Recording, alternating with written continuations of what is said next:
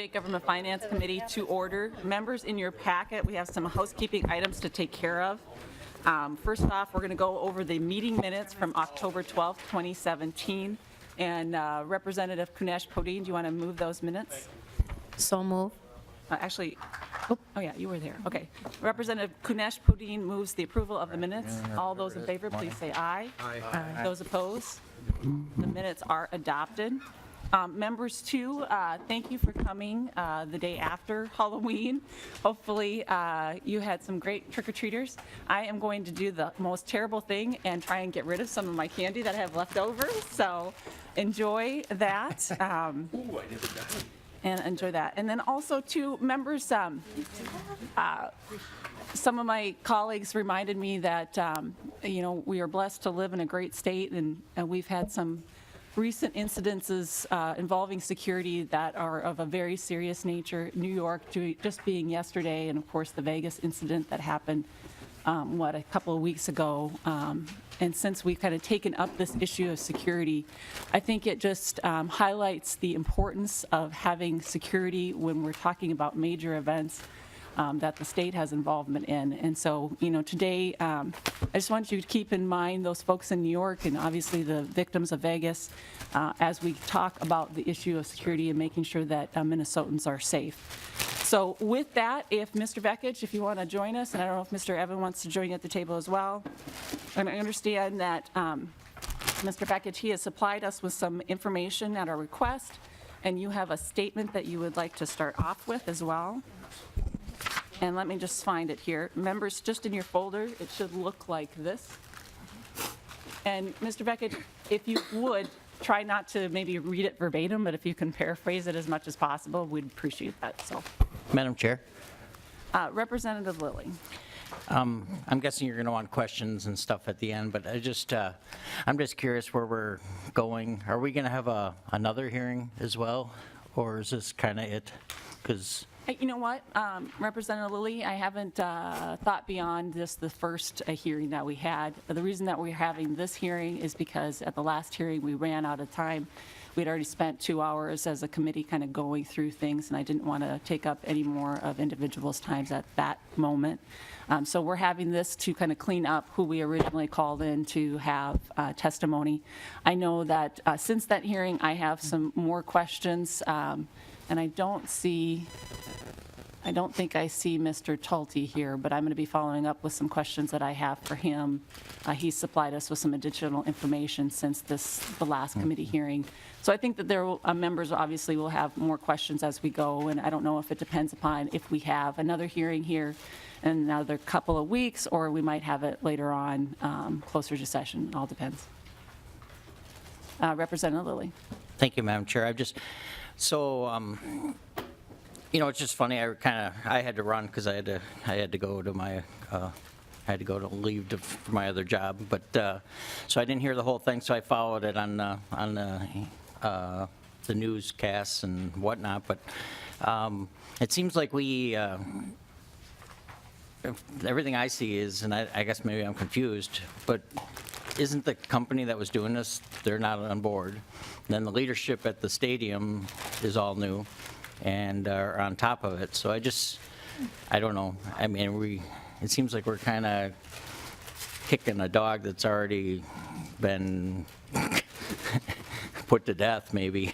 I don't know. I know we've got you mentioned the horrible cases of security, and I'm very sensitive to that as well. But it seems like they're on top of it, and the Super Bowl's coming. They got the new management team. They've got the new security. Everybody's kind of canned. So it just kind of seems like it's a little, I get it. It's a good show, but it's I don't know what's really gained by it. So I'm excited to see what you have here today, and maybe there's something new that you found that you're going to discover about this company that's gone, and maybe the new management's failing, and maybe that's what's you've discovered. So Sure, and I guess I'm glad, Representative Lilly, that even though you weren't able to participate at the last hearing, that you reviewed the tape from it. You would have then reviewed Representative Johnson asking the same question at the last hearing, and as I explained to him, it's not just about Monterey, it's about the processes that we have in place when we're reviewing security firms, whether it's a security firm or any other contract that we have that's going through the stadium, and what kind of oversight we have over that, and guarantees that, one, we're protecting citizen safety going into the future, and that, two, we're also protecting the asset which is the Viking Stadium. So I answered that to Representative Johnson. You maybe missed that part of the tape. But that's what our goal is. And plus, we ultimately have the oversight over the stadium. We want to make sure that going into the future, something like this doesn't happen again. Because it's not about Monterey at this point. It's about what steps are we putting into place to make sure something like this doesn't happen again. Okay. So hopefully that gives you some peace of mind. But with that, Mr. Vekich, if you could start us off. Thank you, Madam Chair. Members, thank you for the opportunity to come speak with you today. I am Michael Vekich, Chair of the Minnesota Sports Facilities Authority, and I began my role as Chair in June 22nd, 2017, to lead the board in the oversight of U.S. Bank Stadium. The MSFA serves as a steward of this world-class state asset on behalf of the public, and it is our responsibility on behalf of the taxpayers to ensure the intent of the stadium legislation is met. Joining me today at the table is Rick Evans. He is MSFA's Executive Director, and he began his tenure at the MSFA in March of 2017. I would like to start out by briefly outlining the roles of the MSFA and the stadium operator, SMG, before addressing the recent changes in the security firms at the stadium. The MSFA is a political subdivision of the state that has been given the responsibility of overseeing the operations, marketing, capital maintenance, and has the ultimate responsibility for U.S. Bank Stadium. As you may know, SMG is a worldwide venue management firm that specializes in managing publicly owned facilities. In August of 2014, the MSFA entered into a 10-year contract with SMG to manage, operate, maintain, and market U.S. Bank Stadium. Throughout my professional career, I've evaluated numerous of organizations, both in the public sector and in the private sector, to improve efficiency, transparency, and financial stability. Some of those organizations have required major changes, while others have only required some moderate adjustments. I've led the MSA for a little over 3 months, and so I'm still evaluating the overall enterprise. But I can tell you that the operations of U.S. Bank Stadium are certainly not broken. As a stadium in its relative infancy, this facility will continue to evolve through meeting, exceeding, and creating the new best practices for this industry. As this facility enters the second year of operations, it is a resource for all Minnesotans, as it was intended to be. From youth football to high school championships to major concerts and professional sporting events, the stadium has events for almost every interest level and offers the public many opportunities for utilization.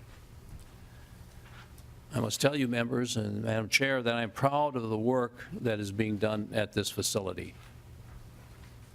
I think the best way to truly understand the many complex layers of the stadium is to witness our operations firsthand. So, on behalf of the board of the MSFA, I would like to extend an invitation to all of you to come for a tour of the operations to learn more about the work that we do. In the first calendar year, the stadium hosted more than 1.6 million visitors, over 600 events in 365 days, 95 dates for community events, including 8 days for Minnesota State High School League football and soccer events, and more than 140 high school college baseball games. And of course, hosted hundreds of private functions and corporate events. This week alone, we have 3 days of Minnesota State High School League soccer championships, 2 youth football events, an adult football league, and we are beginning education-based, STEM-focused stadium tours for schools. The stadium has and will host events in Minnesota that attract people from all over the country and the world, including many high-profile events that put Minnesota in the international spotlight. While the stadium as a venue is proving to be a successful enterprise, we are here today to specifically answer questions about security. I understand the process of hiring a security firm for US Bank Stadium for 24/7 security and events took 5 months and included reviewing proposals and qualifications, interviewing firms, observing security operations at other NFL stadiums, contacting references, and discussing the merits of all provisions. The safety and security of our guests and employees is US Bank is our highest priority. The process to hire a security firm began in 2015. The final decision to award a contract to Monterey Security was based on several factors, including the firm's demonstrated ability to perform security operations. In June of 2017, upon being made aware of concerns relating to Monterey Security's operations in the state of Minnesota, the MSFA and SMG initiated an investigation into Monterey's operations. 2 former federal prosecutors with the Maslin law firm conducted the investigation, which was focused on Monterey's compliance with established regulations and policies in the fulfillment of its contract. In July of 2017, at the request of the MSFA, SMG proactively developed a contingency plan that, with other qualified security firms involved in the original RFP process. This contingency plan would put US Bank Stadium in the strongest position if the allegations against Monterey proved true and that they were not granted a license renewal to perform their security duties in the state of Minnesota. The MSFA directed SMG to be ready for a seamless transition with strong, immediate security services if the Monterey contract needed to be terminated.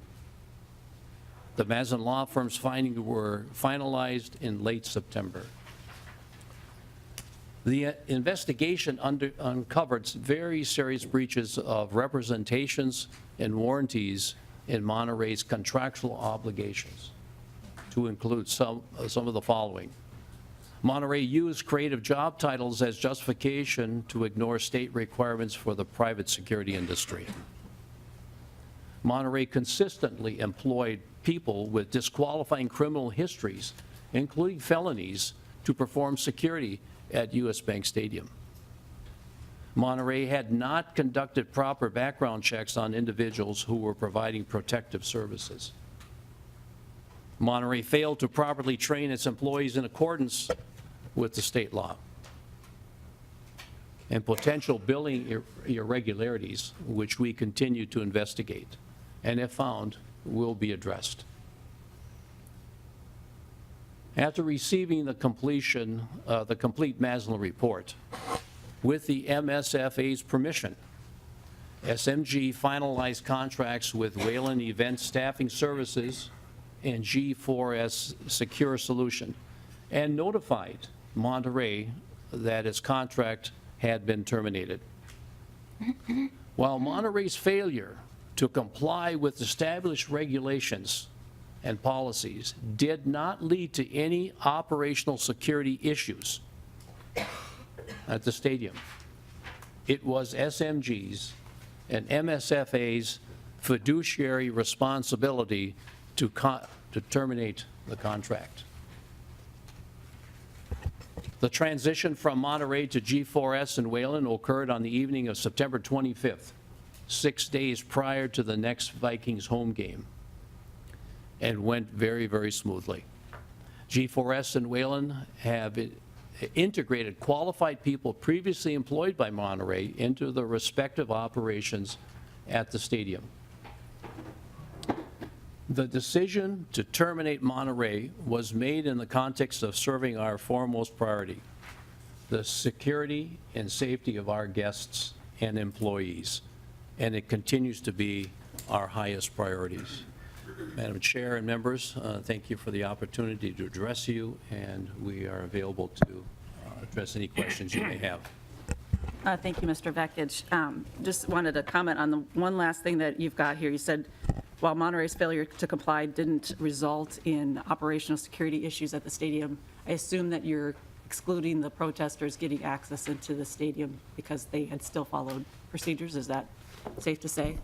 Madam Chair, you're referring to the January event? Yeah, the protesters that got in with climbing gear and the whole mess and were able to climb up into the rafters and post their protest. Madam Chair, a good question. Just for the record, as I understand it and have reviewed this process, they purchased tickets. They actually wore the ropes and such under their garments. So from a standpoint of getting through the process, they got through the magnetometers. They did not have the types of things attached to it that would normally set off a magnetometer. So from a standpoint of when we look at that process, they bought their tickets. They actually concealed what was underneath their clothing. So from my perspective, obviously it was an unfortunate situation, but I do not see that that was a breach of operational procedures by Monterey. Okay. We got a list of members here so far. Representative Vogel. Thank you, Madam Chair, and thank you, Mr. Beck, for being here. And I realize a lot of this came before your tenure started, and to some extent to the question of why are we here, I guess looking at this from a governance standpoint, curious, were the board members or staff involved in interviewing, scoring, or selecting the security firm? Mr. Vekich. Madam Chair and Representative, there were two members of our staff and commissioners. One staff and one commissioner was involved in the process of interviewing, the process of reviewing documents, but also included SMG and the Minnesota Vikings. Representative Vogel. Madam Chair, thank you. So I guess going back to the board function itself, though, looking at what type of oversight did the board exercise relative to contracting? What was their duty and what did they actually do was more the question. And Mr. Vekich, it's also my understanding that the commissioner was not available to actually attend any of the screenings that took place for the hiring. That is accurate, Madam Chair. So only one staff was present, correct? One staff, correct. Okay. Madam Chair and Representative, as relates to oversight of the board and contracts approval, is that the question you're referring to? Madam Chair, and yes. Representative Vogel. Madam Chair, Representative, all major contracts over $250,000 are reviewed and approved by the board. Anything under $250,000 is handled and reviewed by the executive director. And in most cases, since I arrived, in consultation with the chair. Madam Chair. Representative Vogel. Thank you. So then, did the board actually take a vote on the selection of Monterey as a vendor? I would assume it was over $250,000 contract. Mr. Vekich. Madam Chair and Representative, the short answer is the board did not vote directly on that. For clarification, as a part of the SMG contract, the contract with a security firm, in this case being Monterey, is a contract directly with SMG and not with the board. So as I understand from the record is that we had a staff person involved, the interview process happened, and at the end, once a contract was reached with them, the then executive director approved it. Representative Vogel. Thank you, Madam Chair, again. So how's that decision made that certain contracts need to be approved in that manner when, it sounds like the policy of the board was that they should be approving it. I guess. Mr. Vakich? Now, Madam Chair, Representative, good question. I'd first say that I don't want to speculate on what happened, obviously, since I was not there. I can assure you that I'm here now, and there will be a lot closer review of those items. We do have contractual relationships that we will adhere to at this point, and that is, in this case, with the security contract, which is directly with SMG. I think you will find here is that Mr. Evans and I had close contact with SMG, were involved with the process of understanding what was going on. We had weekly calls with the Maslin law firm in addition to SMG as they went through their investigation, all the way up through the time that we received the report. Mr. Evans and I reviewed that report in detail. In addition to that, through the process from when I started until we made a decision with that contract, I briefed each board member about what was happening. And knowing the fact under the processes, they would not end up voting on it, and it was a decision as it relates specifically as a provision of the contract that the executive director would approve it. Now, that's passed. Going forward, as we look at, we're going to be reviewing some of those and making some determinations of how we want to approach it going forward. I'm not prepared to tell you of a definitive answer here. That's a part of my continual review, discussion with the executive director, and discussion with the board.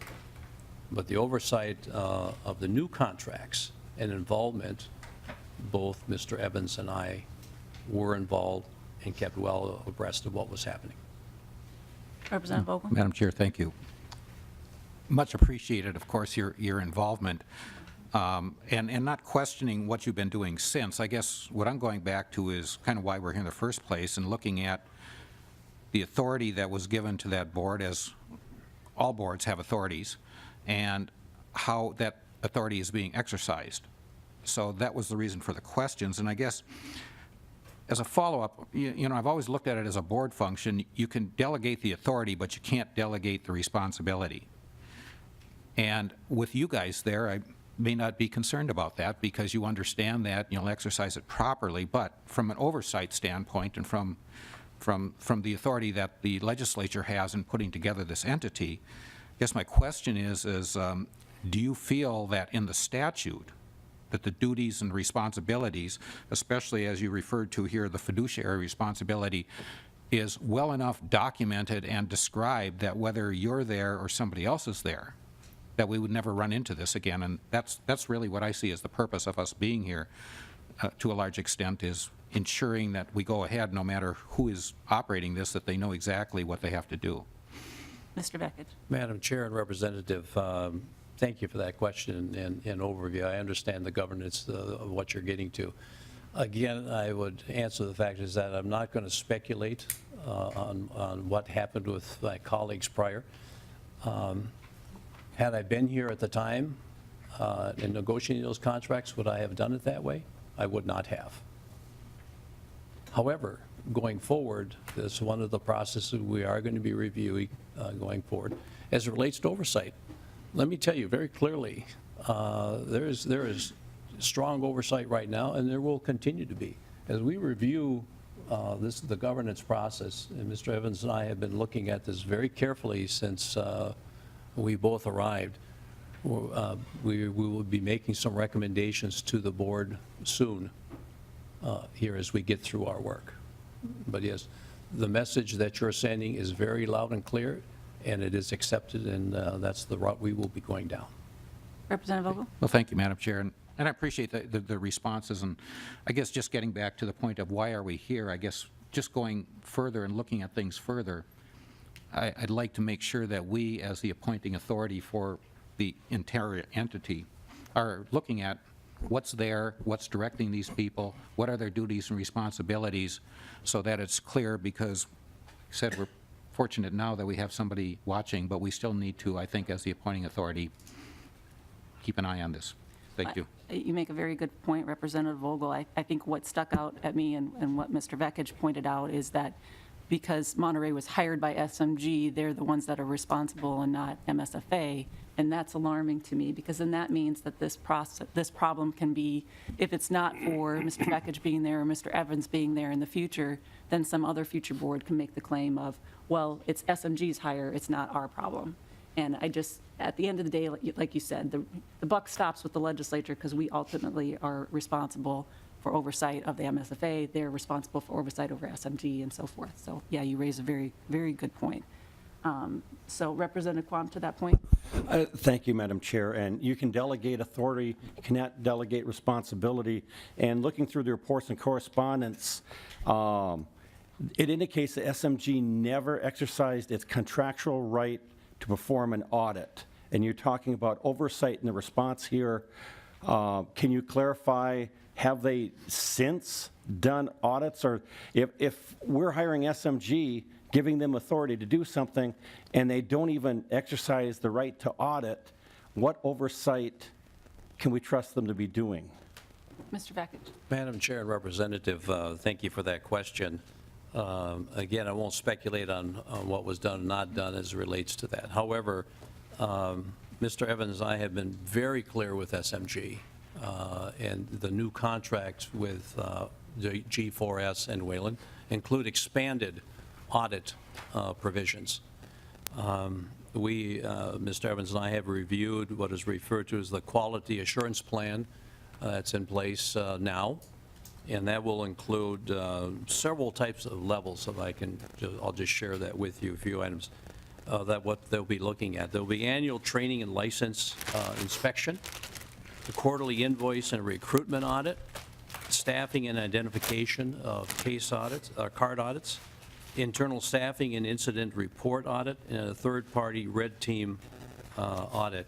So from a standpoint of, I can take my professional career as a CPA, and the audit procedures that are now implemented and have started, to me, are in the right position to where it should have been. And going forward, we'll be doing that. We will be receiving reports on a regular basis. We will be asking the kinds of questions.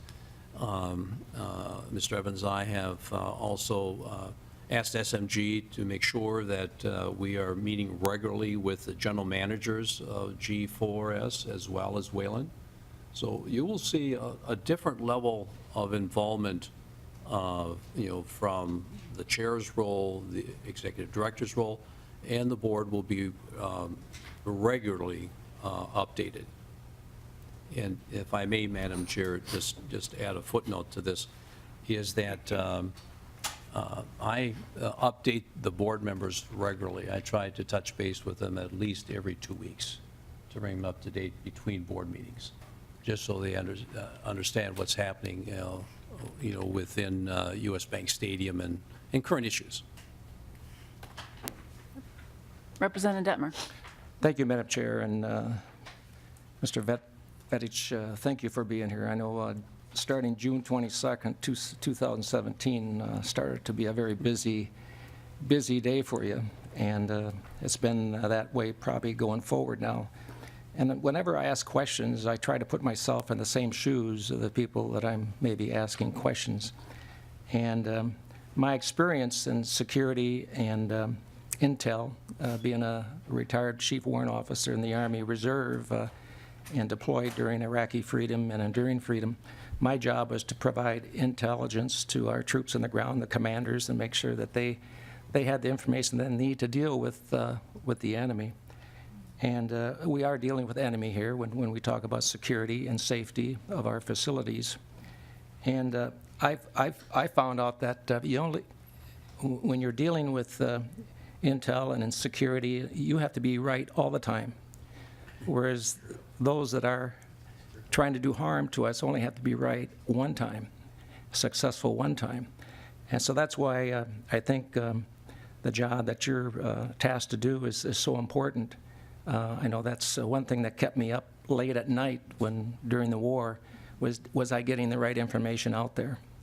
And a question that I have for you is, how aware was MSFA and the board of Monterey's issues, the problems and fines and things that they had in Chicago. I know you came on late after, but doing your research now and after taking the job, how aware was MSFA and the board?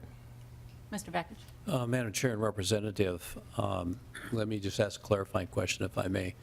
Are you asking during the RFP process or subsequently? I would say when you came on board, Detmer? yeah, Madam Chair, when you came on board, looking back what occurred and some problems they've had in Chicago, how aware was the board? Mr. Vakich? Madam Chair and Representative, I'm not sure I can give you a clear question, or I'm sorry, clear answer to that. My sense is the fact that the board probably wasn't as fully informed as they might have been, but I can't say that definitively. I think there was high reliance, on the executive director and the chair working through things. But the team that did the interview process were well aware of the allegations, that were made. And from what I can see in my own research, they took all of that into consideration, researched it, they did the backgrounding on all of the information that was in front of them and made a considered decision here. So, it included the MSFA, it included SMG, and it included the Vikings. So there are a number of eyes on this. So at this point, I would say I'd have to respect the process. Again, had I been chair, I would have looked at this in a different fashion. But the key thing here is I appreciate your oversight, and we will continue to provide the kind of information you want for oversight. But the key thing is here, when we became aware, a swift decision was made. The stadium was not at risk. The right people were, and firms were hired and in place. I think that's the key thing is a takeaway. And Madam Chair, and just Representative lastly, let's say you were in charge at that time. Do you feel that there was any looking back and I'm sure you looked over the history of what we're talking about here. Would you have seen any red flags of that maybe the board might have missed or whatever? Right now, looking at it, hindsight is worth I don't know how much, but do you think would you have saw any red flags? Mr. Vakich? Madam Chair and Representative, I'm not sure we would have seen, the kinds of findings that we had here unless there had been, an in-depth audit. I don't think we would have seen the red flags. I observed the security in the events because I was there every day and at every major event and football games. There were no red flags that I saw on the ground there. As I observed the security, I watched what was happening with the magnetometers. I was watching, the event staff. I did not see a red sign, a red flag that would lead me to a conclusion on the findings that were made. Okay. Thank you. Representative Detmer? Thank you, Madam Chair. And again, glad to have you on board, and we look forward to keeping our facilities safe that you're in charge of, and just wish you the best. Thank you. Thank you. I've got a couple of questions, Mr. Vakich. Just talking about the red flags, it was revealed through press reports that, they had Mr. Ponsel, who was a, felon that was employed by Monterey. There was press reports just as recent as January of 2017 about problems with Monterey. Obviously, the red flags that you have from their operations in Chicago and everything that went on there even prior to being hired. Given all that, the MSFA was very proactive in defending Monterey.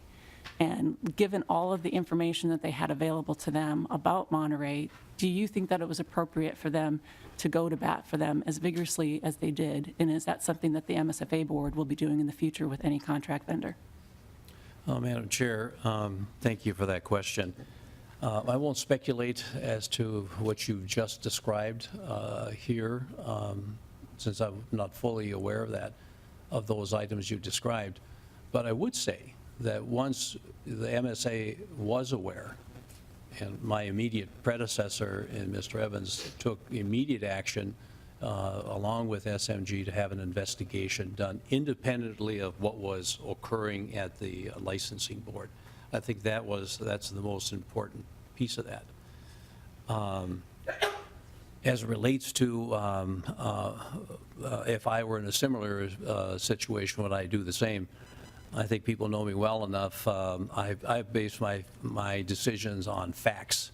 And so as it relates to being out in front and defending someone, I really don't think so. I'm a very fact-based person, and I determine what happens based on the data that I receive.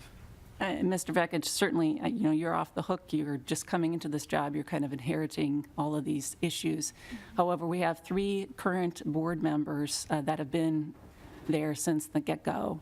And so all of these articles, all of this information has been published not just in Chicago newspapers, but here in Minnesota newspapers, whether that's the Star Tribune, Pioneer Press, certainly KSTB, all of the other news stations that are out there have publicized some of these issues. And I don't know, what kind of directive have you given staff then, the staff that currently are there, they've been there from the get-go? What have you directed those staff to do if they come up with a situation where a Monterey, for example, are they going to defend them without question? Or what kind of steps are you going to take that when you have a vendor that is responsible for a piece of the stadium, what kind of steps are you going to take to make sure that MSFA isn't going to blindly follow SMG or some other entity to defend a contractor that clearly has misstepped? Thank you, Madam Chair. I think it's very clear with the present management, with Mr. Evans and myself. The clear direction is facts first and defense later, if that's required. The staff will not be speaking on behalf of the MSFA. I will be speaking on behalf of the MSFA going forward. So I can assure you that between the 2 individuals you see sitting at this table and our backgrounds, it's facts first, and then we will deal with the other issues first. We will not play out. It's not my style, and it's not Mr. Evans' style to play things out in the press. We'll take this under consideration, and we will do the investigation. And will you engage the entire board in that process as well? The board, from my standpoint, yes, the board will be updated all the way through it, and that has been my process for all of the boards that I sit on, and will continue in the future. And they will take an action to move And forward? the board will be involved in any action. Okay. I've got Representative Pugh. Thank you, Madam Chair, and again, thank you, Mr. Vekich, for being here. We really greatly appreciate it. We have a packet in our board, or we have a packet in our packet today that was here at our September 12th hearing, the Minnesota Board of Private Detectives and Protective Agents, and we reviewed that in length at that time. And I'm wondering if you would please walk us through the MSFA's response to this packet. I know that you were here and heard all about this scathing report, and just curious if you could explain a little bit of that. In fact, specifically, I'd like to know when you learned about the allegations. This report, it's a 48-page report, and it was dated September 22nd. And then also what the response was, your response was to this report. Mr. Vekich? Thank you. Madam Chair, Representative, there are 2 reports, as you know, the investigation that the MSFA did, and then, of course, the ongoing report, and at this point, the investigation the Protective Board did. That document did not come out until 2 days after we took our action. So some of the things that were in there, as I recall, mirrored some of the findings that the Maslin Law Firm found. Our response to that was clearly that The work that we had done on our behalf with SMG corroborated both of these, number one. And number two, that the board took the proper action in making sure there was a backup, because clearly, had the board not done that, an investigation, we would have been in a very tough position, because the board would not have renewed their license. And that would have not been a pretty picture. So our response to it, there was not a formal response to that report. It was received and cooperated what we'd already knew. Representative Pugh. Madam Chair, thank you. And so if I'm correct in what I heard, is that the board was not made aware of any of the concerns, the details, the findings of this particular report until such time it was revealed, which was 2 days after. Is that correct? Mr. Vekich. Madam Chair, Representative, that's correct. It is, okay. Representative Pugh. Yeah, thank you, Madam Chair. And so I guess then looking back in retrospect, and it may be difficult for you to be able to discern what happened, but I'm wondering if you have a thought as to what degree the board was aware of the findings of the report. Mr. Vekich. Madam Chair, Representative, you're talking about the licensing board? Yes, sir. I'm going to look at Mr. Evans. I'm not sure they received a copy of that, have they? I'm sorry, Mr. Evans. Madam Chair and Representative, I'm not sure I clearly understand, because there's two boards here. There's the MSFA board, and there's the Private Detectives Licensing Board. Would you restate your question? Yes. Representative Pugh. Thank you, Madam Chair. And my question is with regard to this 48-page report that's in our packet, and it is the Private Detective and Protective Agents report, which I understand from Mr. Vekich's testimony was revealed 2 days after the board took action. But I'm wondering to what degree the MSFA board authority was aware of,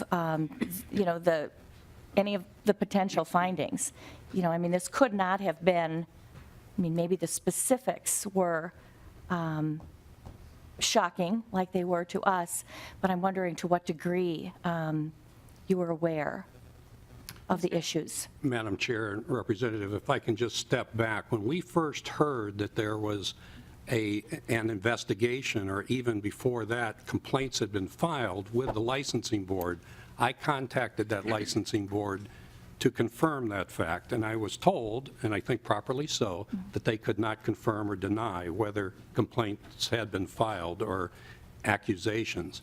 And therefore, I was further told that they couldn't confirm whether an investigation was ongoing. Now, you've got my biographical sketch in front of you. I spent 10 years with the Attorney General's office. Part of that time was representing various licensing boards. So I came to my own opinion as to whether there was an investigation going on or not, and I concluded there was an investigation. During the course of the licensing board's investigation, I renewed my request for any information. They again reiterated what I knew they would, is that they couldn't share anything. Meanwhile, as Chair Vekich has testified, we, along with SMG, had commenced an independent investigation, and I knew full well what was going on during that investigation because I was very involved in it as the executive director of the MSFA. We were having weekly conversations with the former federal prosecutors that were performing the investigations. I personally went to their law office on at least 2 occasions to get updates, and so I knew in general the types of information that was being investigated by our own investigators. But I hope I've answered your question. We did not know until that report was delivered to us or sent to us. And my recollection, even though it's dated the 22nd, which I believe is a Friday, we did not receive it until Monday, and Monday happened to be the exact same day that the Maslin report was issued. And there was no collusion. There was an ongoing sharing of, I'm not sure I should say information, but the fact that there were parallel investigations going on, but they both happened to land at the MSFA on the very same day. On that day, Monday, September 25th, at our direction and with our agreement, SMG terminated Monterey Security. And on that day, with our concurrence and agreement, SMG hired the 2 new firms to take over for Monterey. The next day, I believe the record will indicate, the licensing board did not renew the license of Monterey Security. So it all came together in those 2 days, or over a weekend, if you will. But I'm trying to be as specific as I can. That's the best of my recollection of the facts. Representative Pugh? Thank you, Madam Chair, and thank you, Mr. Evans, for that really thorough response. That was more than I anticipated and was unaware of, so I really greatly appreciate that. And Madam Chair, I have one other unrelated question. Before you ask that, can I just have some follow-up questions for you, Mr. Evans. When did you first have a suspicion, if you will, about Monterey having some issues? When did you call the private detective board on that? I'm not sure I can tell you the exact. I know it was in May. Yeah, I was going to say late May. May. That's the best I could do. I could go back and try to validate that date, but I would say late May, because I know it was shortly thereafter that in conjunction with SMG, we retained our own investigators, the Maslin Law Firm. Well, the reason why I asked that question is I met with you and former Justice Blatz. She was then the board chair.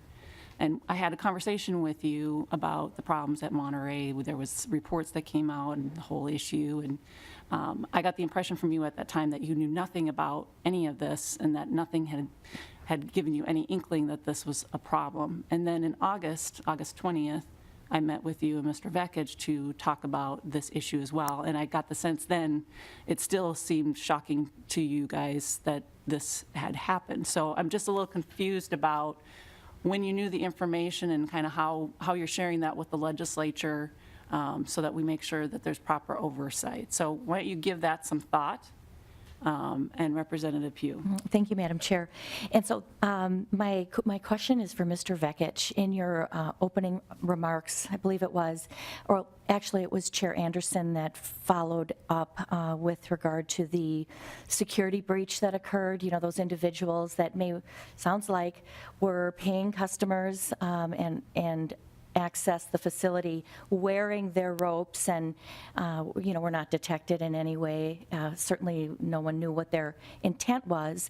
But I'm wondering what operational security breaches or security breaches may have ensued because somehow they found their way into areas that couldn't possibly have been accessible to the public and somehow, ended up hanging from the rafters. And so I'm assuming that issue has been addressed, but I'm wondering if you could clarify that because that's definitely an operational issue and we certainly wouldn't want to see anything like that happen again. Mr. Vekich. Madam Chair, Representative, the short answer to your question is that the areas that you're referring to have been covered and additional measures have been taken. Just to the nature of security, I can't get into all of those details, but I can give you assurances of the areas that you mentioned are covered. Representative Pugh. Thank you, Madam Chair. Thank you. I assumed that was the case, but to me that was an operational breach. Representative Olson. Thank you, Madam Chair. Thank you, Mr. Vekich, for being here. And I've heard a lot of folks talking about how I think there's a level of respect to the work you do and what you've done and that you're taking this on. So thank you for that and doing this. I think about being here in the committee, and I think Representative Vogel, you hit it on the head with your line of questioning is what are the things we can put in place to make sure that we don't go this route again? And I think you're totally right that the oversight that we have in those ways. And I heard you say things about that there's a set of recommendations going to the board, there's reactions to the audits that have been done. Do you feel like you've had a satisfactory amount of information of what's gone wrong to put steps into place to make sure it goes right in the future? Mr. Vekich. Madam Chair and Representative, and clarifying question is that you're referring to security? Yeah, I mean, just the line of question. Representative Olson? Yeah, thank you, Madam Chair. Yeah, around the security and around the reason why we're at the table today, around, I think, this is meeting number 2 on this topic, and I think there is amount of unearthing you need to do in order to see the problem clearly. And then once you see the problem clearly, you put steps in place to fix it. And I think that was Representative Vogel's point, and I agree with that that's our role here, the oversight, the process, the steps in place. So my question is, do you feel like you have adequate information of the unearthing to be able to put steps in place to remedy this in the future? Mr. Beckett? Madam Chair and Representative, I'll give you a short answer, and then I'll explain. Short answer is yes. I think the work that has been done in conjunction with SMG, the audit procedures that are now in place and now occurring, the meetings that we've had with GS4 and with Wayland specifically have given me confidence that the fact is that the security is being covered. I see a new day at US Bank Stadium, as even as we come in on a regular basis and they know us, it is as though they don't know us, and that's exactly what we are expecting. So the procedures and processes are there. Of course, you know that the Super Bowl is going to be held in this facility, so we have federal agencies involved in looking at things. The NFL has security procedures and processes that they look at. So yes, I'm confident that what has been put in place, and you can always be better, and we will continue to overview that. Representative Olson? Thank you, Madam Chair. So I appreciate then that we've spent time looking at the past, but I also have a concern for the future and what we do. And we sat through, it was like 7 hours of hearing around the Minnesota Sports Authority, and we had the reform legislation that went forward, which actually had what we do moving forward within the purview of our committee and the purview of our legislative body. So I hope then that we don't just look to the past of what's went wrong, but we actually do what we need to do to fix it. And I don't remember seeing a conference committee. We never voted on that. That never went forward. So I hope that we don't take the time just to look at what wrong, air that out, but we actually do our work as a body. I voted on that on the House floor. It didn't come back. I hope we treat it with the seriousness of not just pointing at the problem and spending time and political clout to do that, but to actually fix it. Because otherwise, I don't understand why we are here, to Representative Lilly's point. Sure. And I appreciate those comments, Representative Olson. As you know, this is something that I've worked passionately on for quite some time. We had the conference committee hearing. We passed it out of the conference committee. However, testimony at the conference committee from Commissioner Myron Franz, who was representing the governor at the time, said that the governor would not be supportive of the bill. And so we sit and wait and hoping to convince the governor to support this piece of legislation. Representative Olson.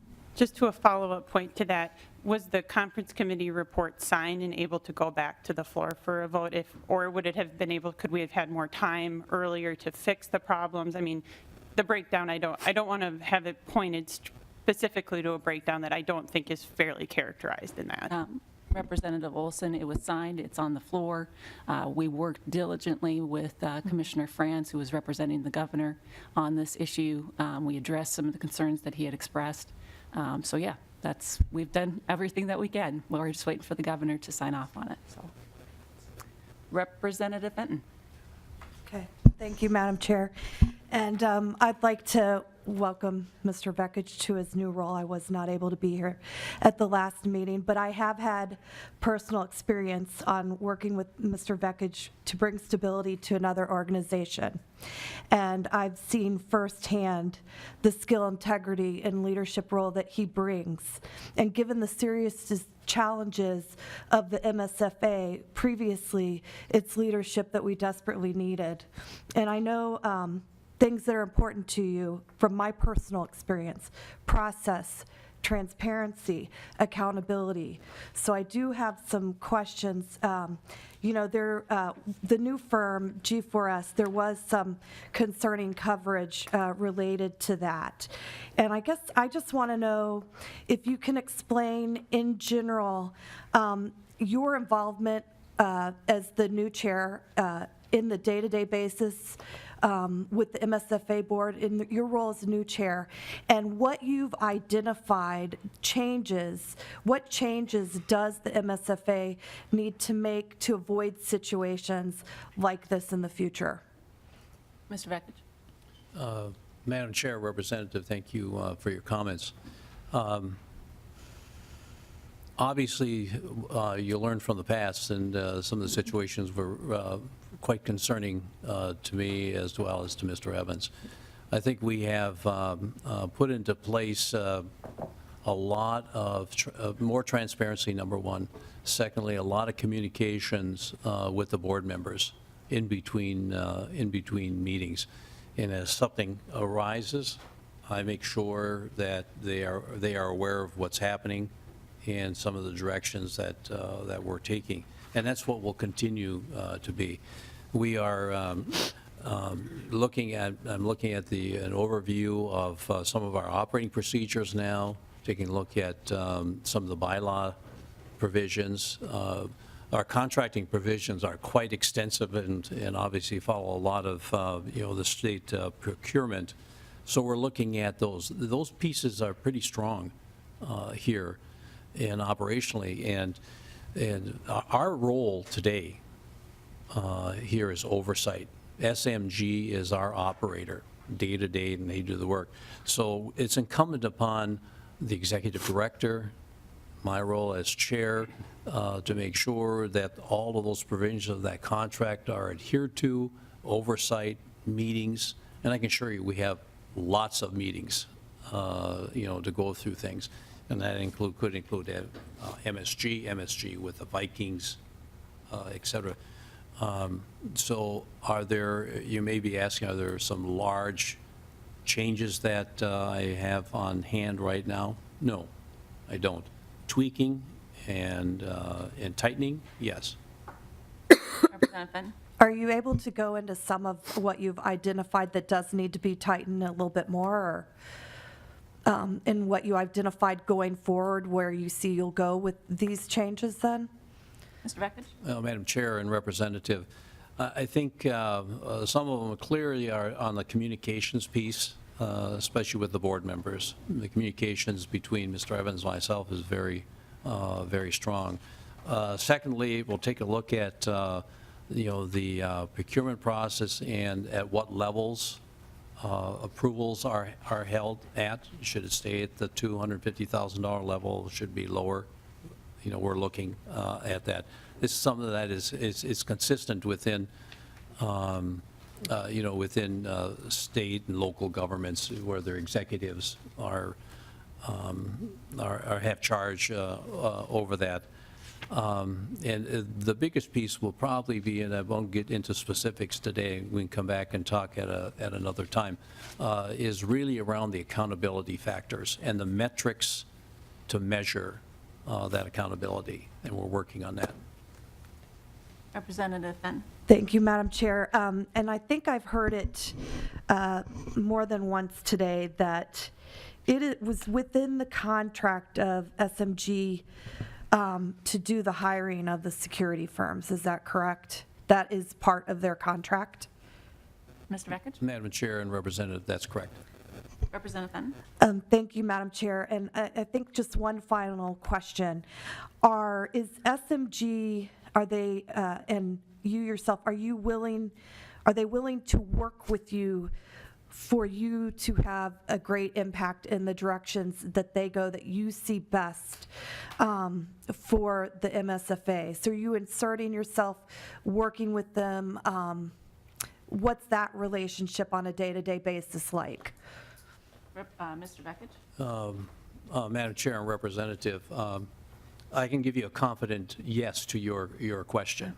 They've been, the meetings, the information that's been provided to us, I'm very confident with that management team and the working relationship with the MSFA. Representative?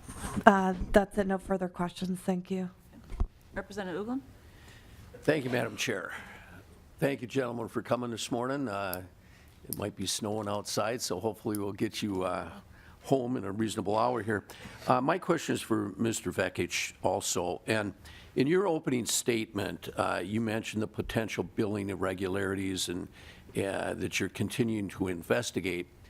Now, it's my understanding that the Maslin Law Firm, in their report, has identified massive overbilling on the part of Monterey. For instance, in a concert, the Monterey listed 200 employees who had earlier claimed they were terminated. 48 employees appeared twice on an invoice. One employee actually appeared 3 times on an invoice. So that's just one snapshot, one concert. It was Guns N' Roses. I'm not a fan, but you know, I am wondering if you have audited their timesheets or whatever is available and determined just how big this fraud is, because this is money that the taxpayers of Minnesota are going to be out of. So have you done anything further with that? Mr. Vekich? Madam Chair and Representative, good question. The comments that you made are accurate. In conjunction with SMG, we have engaged a forensic accountant, and they are continuing along the lines here. The information they found so far, yes, and we're continuing to go through that process on a forensic basis. Representative Uglum? Thank you, Madam Chair. So, Mr. Vekich, so once the forensic audit is complete, is the audit going to be presented to the full board, and is there an action plan to continue?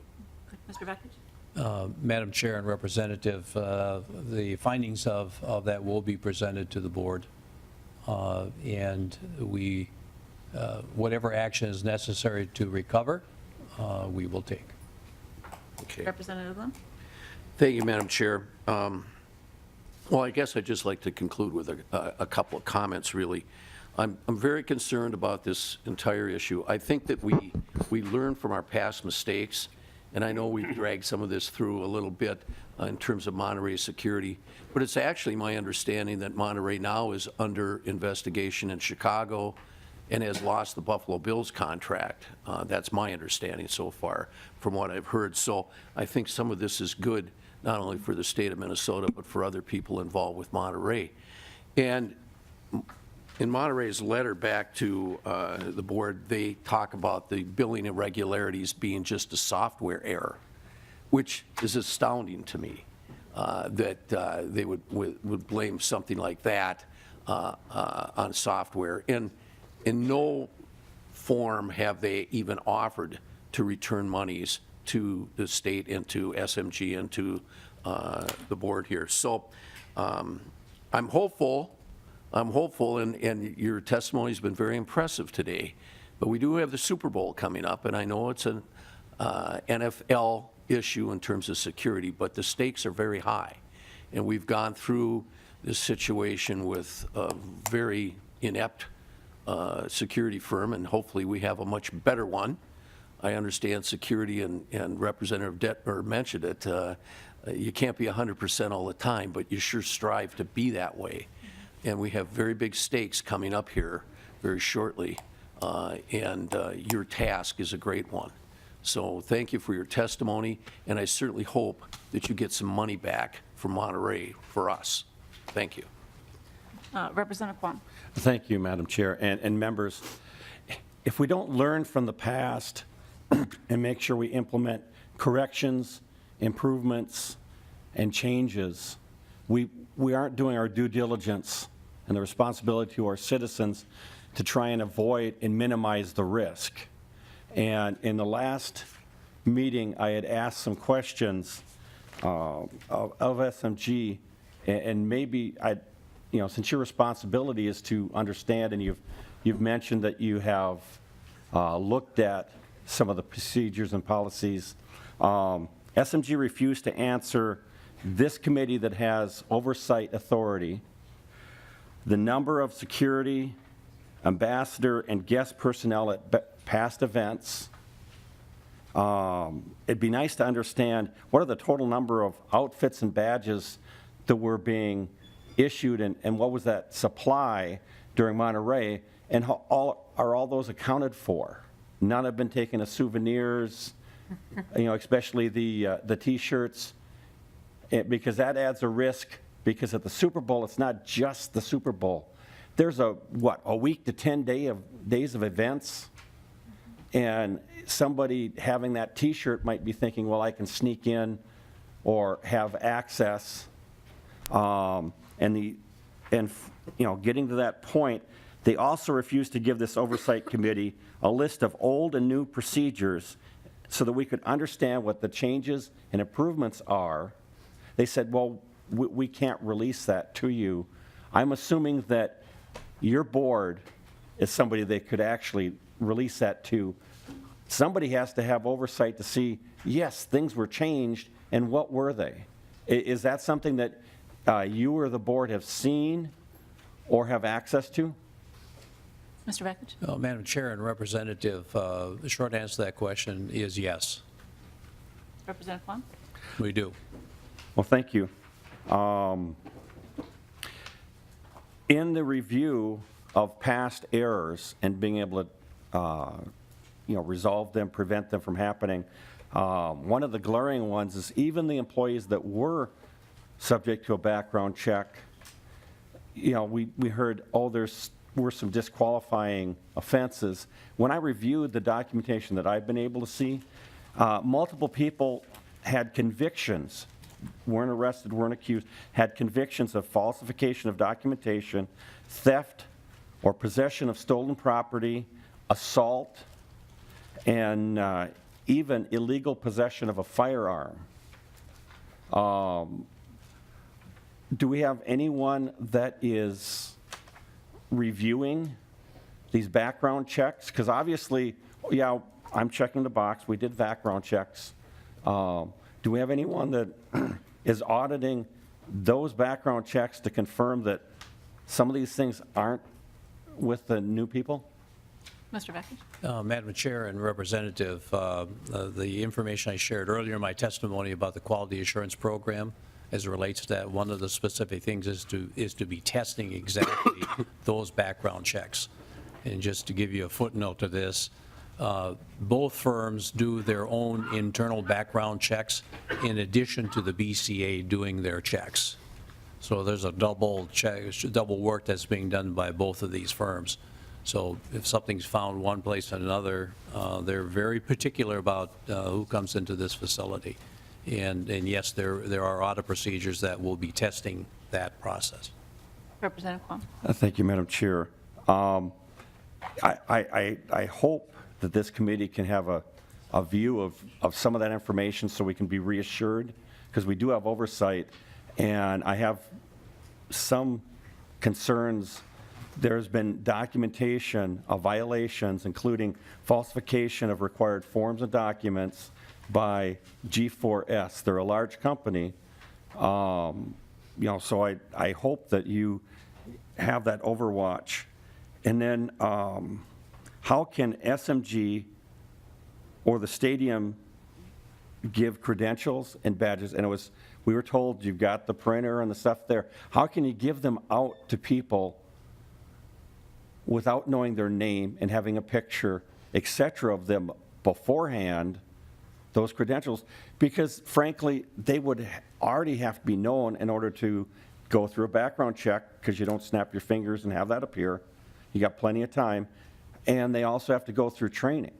So has the policy been changed so that you actually have to have the name, the picture, the information before you go and have those badges printed on premises and handed to people? Mr. Beckich? Madam Chair and Representative, the policy hasn't been changed. That's just the policy, period. It has never been changed. What Monterey did or didn't do in following that is clearly being followed by the G4 and Wayland. And when you show up for your duty, the day of a game or of an event or whatever, you have to show your protective services badge.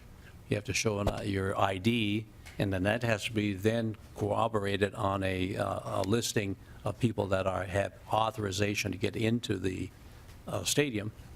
Then they are issued, if you're an event staff, you are issued garments, and at the end of the day, those garments are returned. They have to be checked Representative out. So it's a very strict policy. Thank you, Madam Chair. That is, maybe things have changed since our last meeting.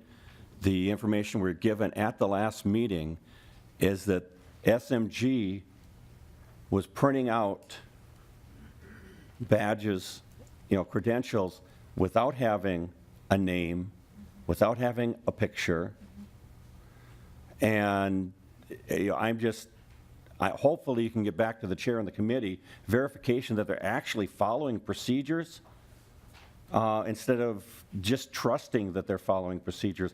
Because that opens up to the issue with the Super Bowl in that, yes, the NFL is handling it, but with all the events, they will, and it's federal activities, but I want to be reassured that no credentials, no access badges to that stadium, work that haven't been turned on by, the federal people overseeing that safety, because we have a concern about past history. And I guess this committee, because we've been burned before, would love to have some reassurances, because that's why we're here. If there were mistakes made, we need to know, understand, make sure that policies are changed, and actually be told what these changes are, because the people that I represent and you represent deserve us to do that oversight and due diligence, and not just accept at a handshake. I'm not putting in doubt anything you're saying, but we really actually need to see proof and validation. Thank you. Mr. Beckett. Madam Chair and Representative, so use the line, you trust, but you want verification. Yes. And if you allow, we'll work with the chair on that information, and we'll get back to you. All right, I don't have anyone else. Representative Lilly? Thank you, Madam Chair. I'm glad how that's kind of wrapping up. I do have confidence in what I'm hearing, and I felt pretty comfortable with what I heard through tapes and read and from the previous meeting, but I feel even more confident that you're taking your task serious, and I'm not against the questions. It just seems like we're focusing more on blame than solutions, and I just I've served during the time when the 35 bridge fell, and I'll tell you that as a legislator, that shapes your view of our roles as and responsibilities. And God forbid something bad happened here at the stadium or anywhere like 35 bridge did, and we found there was things that were wrong there, and we fixed them, and hopefully we're doing a better job, and I think we could even do a better job. But there's areas that we fail, and I don't know if it's our jurisdiction, but as each of us as legislators, we got to somehow look at this Capitol security. I mean, it's just a matter of time before something happens here, and I think we're negligent in that for our staff and for us as members and our citizen guests that come through the Capitol, and also in the state office building. And we do a horrible job. And we're challenging, outside,